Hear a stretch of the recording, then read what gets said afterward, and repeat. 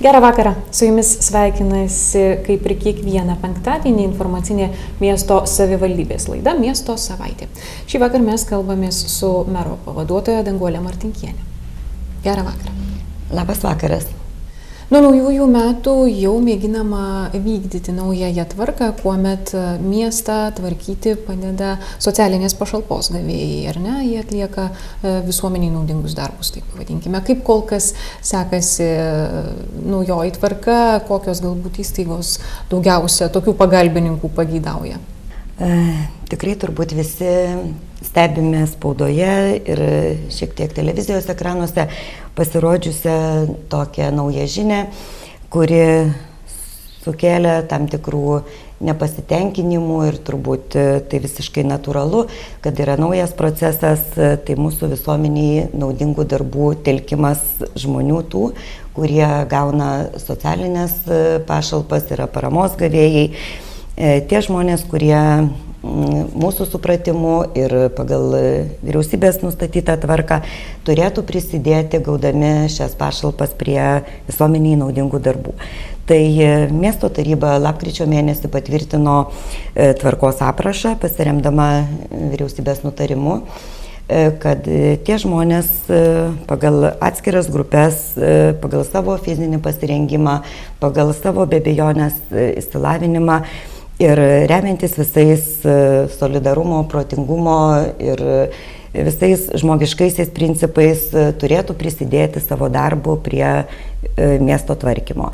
Ir šis procesas šiuo metu vyksta pakankamai sunkiai ir vangiai ir aš galvoju, kad tai yra visiškai normalu, kadangi tai yra naujovė. Socialinės paramos skyrius, skirdamas pašalpą ar paramą, nukreipė to žmonės į šiuo metu mūsų švietimo centrą, kuris yra kaip organizatorius tos paskirstant tuos darbus ir priimant tos žmonės. Man teko pasidomėti, kad šiuo metu yra paskirta, užregistruota per 300 žmonių, įdarbinta yra apie 250 žmonių. Tai praktika rodo, kad įgyvendinant šį tvarkos aprašą ir einant link to, kad tie žmonės prisidėtų prie miesto tvarkymo pagrindė darbų, kyla šiek tiek nesusipratimų, kadangi reikia pripažinti, turbūt ne visiškai yra paprasta tiesiog vykdyti tai, ką mes patvirtinome teoriškai. Tai reikia pripažinti, kad reikės tobulinti šitą aprašą, nes turbūt žmogus prieš nukreipiant jį atlikti tų darbų turėtų ir žinoti, ką jis dirbs, į kokią įstaigą jis bus nukreiptas ir ar jis tikrai yra tam pasirengęs. Žinau, kad dabar didžioji dalis žmonių yra nukreipta tokių, kurie turi nedarbingumą. Tai vėlgi tai reikalauja ir gydytojų pažymos, kad būtų nurodyta, kokius darbus žmogus gali dirbti, kiek jis tai gali dirbti. Pagal mūsų tvarkos aprašą yra numatyta, kad šitie pašalpos ir paramos gavėjai turi atidirbti 40 valandų per mėnesį ir neilgiau nei 4 valandas per dieną. Tai tikrai turi būti labai atsargiai pasižiūrėta, ar tikrai žmogus gali dirbti tokius darbus pagal savo nedarbingumo lygį. Tai panašu, kad mes turėsime dar patobulinti savo tvarkos aprašus, pasirengiant, kad žmogus tikrai turėtų konkrečią įstaigą, konkretų darbą, kurį jis žinotų ir galėtų atlikti. Tai manau, kad tą mes dar padarysime ir patobulinsime ir tikrai atsižvelgsime į visų žmonių fizinės galimybės pagal jų sveikatos būklę, pagal jų išsilavinimus. Ir šiandieną turbūt tiesiog tokia švieži informacija, kurią komentuoja laikraščiai ir teisininkai, kad visi mes suvokiame, kad visi šitie darbai, kuriuos mes norime atlikti savo miestui, tai tik tai pagražins ir pagerins mūsų miesto tą turbūt gerbuvį ir patį vaizdą. Tai aš suprantu, kad yra tikrai geras, geranoriškas žmonių nusiteikimas prisidėti prie viso to, tik tai reikia sutvarkyti pačią tvarką, kad tikrai nekiltų to nepasitenkinimo.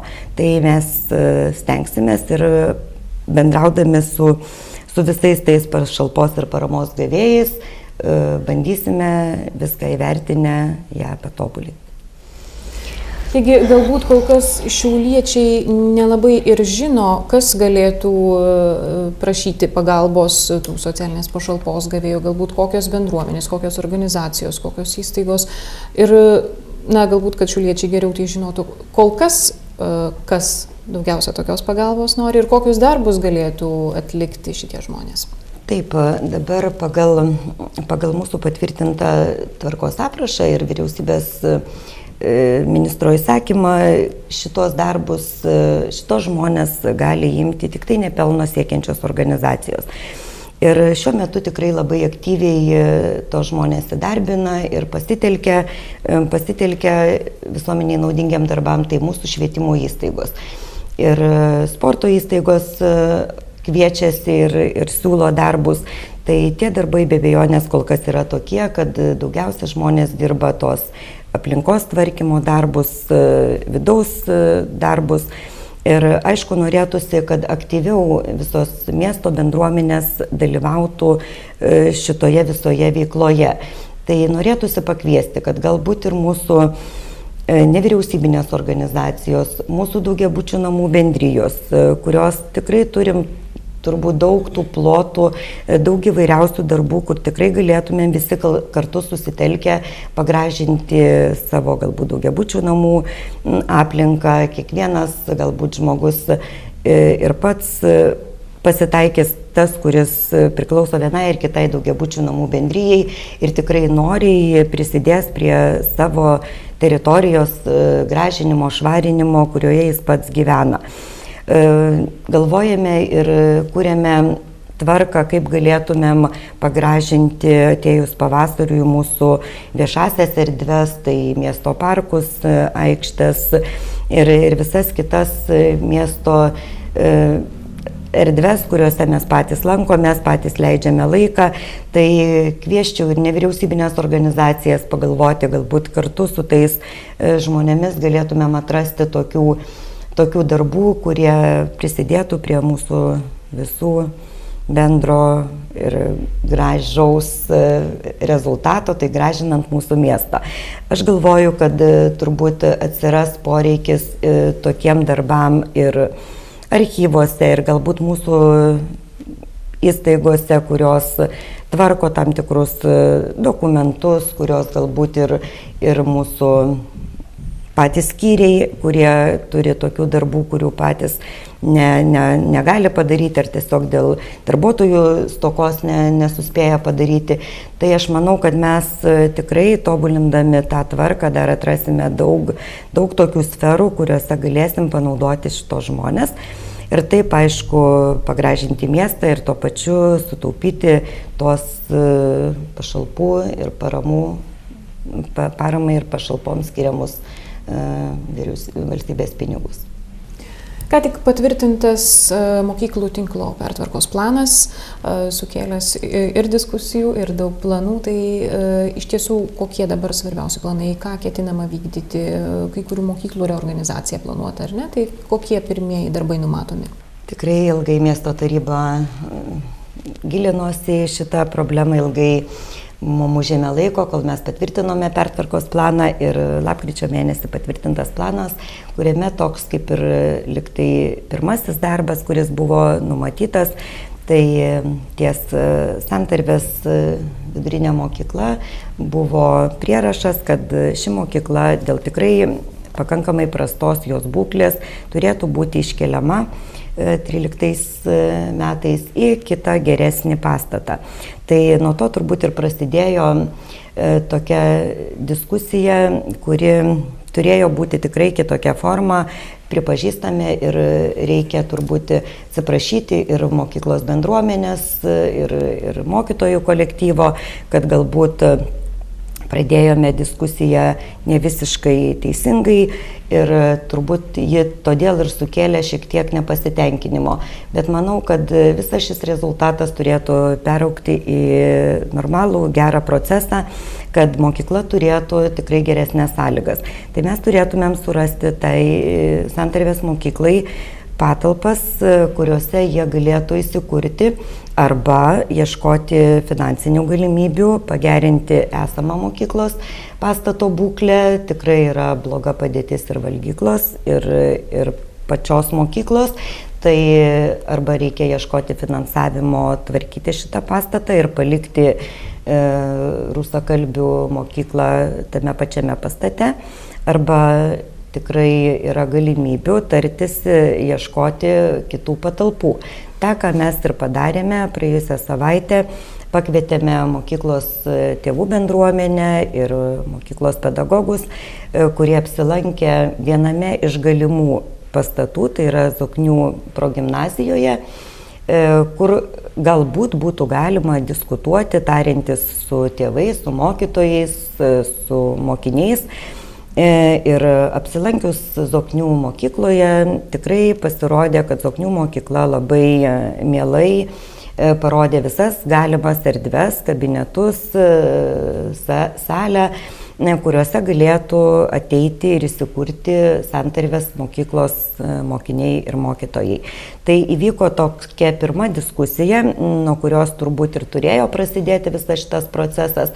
Galvojame, kad reikėtų turbūt, kad apsilankytų ir mokiniai, ir tėveliai, nes pasižiūrėjus, kaip yra, kokia yra dabar situacija Santarvės mokykloje, iš kur ten ateina mokiniai, tai yra skaičiai, kurie rodo, kad 35% mokinių yra iš miesto centro, apie 32% mokinių yra iš pietinio rajono, kiti yra iš kitų miesto dalių atvežti į šitą mokyklą. Tai turbūt galima diskutuoti dėl to, kad galimai galėtų būti šita mokykla ir kitame pastate. Bet tai tikrai yra diskusinis objektas ir galime ieškoti tam galimybių. Tai visa šita diskusija privedė turbūt prie šito, kad buvo įvykęs susitikimas su katalikų bendruomenė, su vyskupu, kuris jau senokai rodė iniciatyvą, kad galėtų mūsų mieste atsirasti katalikiška gimnazija. Tai visa šita diskusija privedė prie to, kad buvo išreikštas toks noras, toks matymas, kad galbūt katalikiška gimnazija galėtų būti vyskupo ir katalikiškos bendruomenės prašymų Santarvės mokykloje. Tai mus turbūt privedė prie to, kad reikėjo susėsti prie vieno stalo ir apie tai pasikalbėti, kur galėtų būti, kiek pastatų norėtų katalikiška bendruomenės mokykla. Ir diskutavome, kad dabartinė pradinė Andriuškos mokyklėlė, kuri turi katalikišką pakraipą, Sandaros progimnazija, kuri taip pat dabar turi, ugdo vaikus katalikiškai, tai jie išreiškė matymą, kad reikėtų tokios ilgosios gimnazijos ir liktai galimai jinai galėtų gimnazija atsirasti Santarvės pastate. Tai tikrai yra diskusija, kol kas mes neturime tokio raštiško vyskupo prašymo, kuris mums liktai ir buvo pažadėta, kad bus pateiktas, bet dabar turbūt reikia pradėti kalbėti apie tai, ar Santarvės mokykla lieka toje pačioje vietoje, kurioje ir yra, ar mes galvojame, kad susitarsime ir surasime ją kitur ir tada turbūt pratęsime diskusiją su katalikiška bendruomenė apie galimą gimnazijos pastatą. Na ir pabaigai turbūt apie vieną svarbiausių pastarųjų dienų įvykių. Šiauliuose vyksta ilgai lauktas Europos jaunių krepšinio turnyro atrankos etapas. Prasidėjęs vakar ir ko gero, kad ir šiuo metu, kol vyksta laida, kaip tik vyksta varžybos ir dar vienos šį vakar bus. Tai galbūt šiauliečiams turite ką pasakyti, pakviesti į varžybas, nes jos tikrai gali būti labai svarbios. Tikrai labai norisi pasidžiaugti mūsų sporto bendruomenė ir pakviesti visus šiauliečius pažymėti, kad vyksta mūsų arenoje, kaip jūs ir paminėjote, Europos jaunių krepšinio turnyro atrankos varžybos. Vakar buvo graži kova Lietuvos ryto, džiaugiamės Lietuvos ryto pergalę. Ir šiandieną, kaip jūs paminėjote, vyksta ir noriu pakviesti visus, kad šeštadienį vyks finalinės varžybos dėl 1 ir 3 vietos. Jose žais Žalgiris ir CSKA. Ir aš įsivaizduoju, kad tikrai mes visi labai laukiame, norime pasidžiaugti tais rezultatais krepšinio ir mums tai yra tikrai mėgiama sporto šaka. Tai aš kviečiu visus šeštadienį 19 val. Ir 16:45 ateiti ir stebėti finalus ir aišku sirgti turbūt už tas komandas, kurias pasirinksime kiekvienas asmeniškai. Sėkmingų varžybų sporto sirgaliams, o miesto savaitėje šį vakar tiek. Pasimatysime po savaitės. Ačiū, gero vakaro.